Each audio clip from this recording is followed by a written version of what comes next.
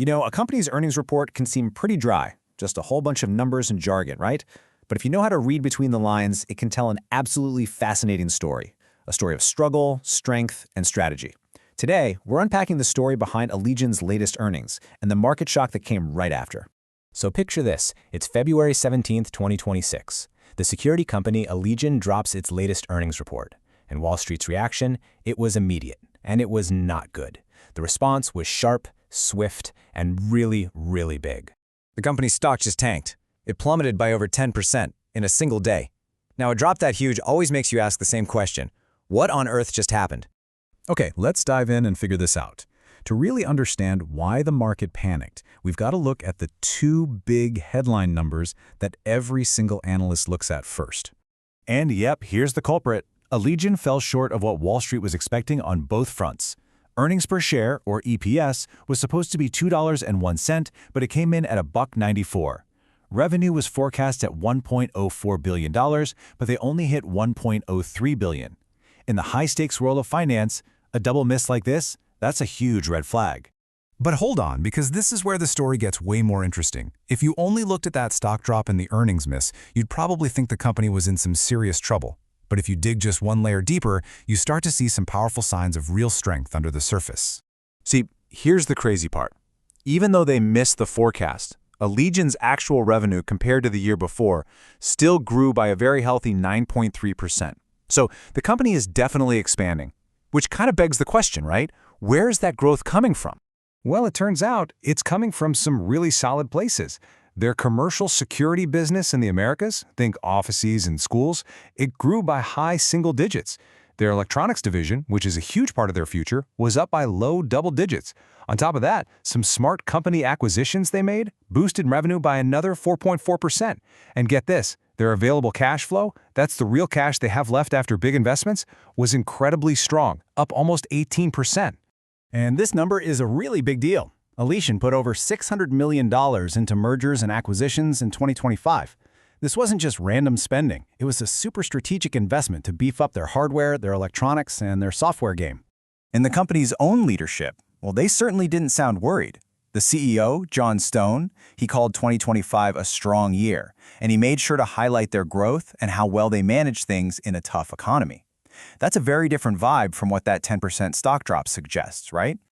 And really, this all comes back to the foundation of their business. We're talking about iconic, industry-pioneering brands like Schlager, Von Duprin, and LCN. I mean, these are names people have trusted for 100 years. That gives them some serious power in the market. So if the commercial business is strong, electronics are booming, and their brands are leaders in the industry, where's the disconnect? What went wrong? Well, the weakness can be traced to one specific and very significant part of their business. The problem was trouble at home, and I mean that literally. The U.S. residential market, sales of locks and security products for houses and apartments, that was the primary thing dragging their overall performance down. And you don't have to just take my word for it. The CFO, Mike Wagnes, was super direct about it on their earnings call. He said the residential, or resi market, was just a lot weaker than they had planned for, especially there at the end of the year. And this chart just lays it out so clearly. It really tells the whole story.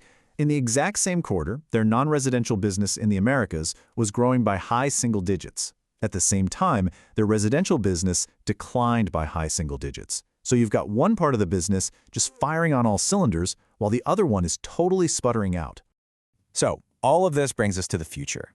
Okay, they know their strengths, they know their weaknesses, so how does Allegion plan to move forward? Well, the company laid out a pretty clear blueprint for 2026. And their official guidance is anything but timid. They're projecting total revenue growth of 5 to 7%. And within that, they expect organic revenue growth, that's just growth from their core business, not from buying new companies, to be between 2 and 4%. On top of all that, they're guiding for their earnings per share to grow by around 8%. I mean, those are the numbers of a company that truly believes its strengths are going to win out over its weaknesses.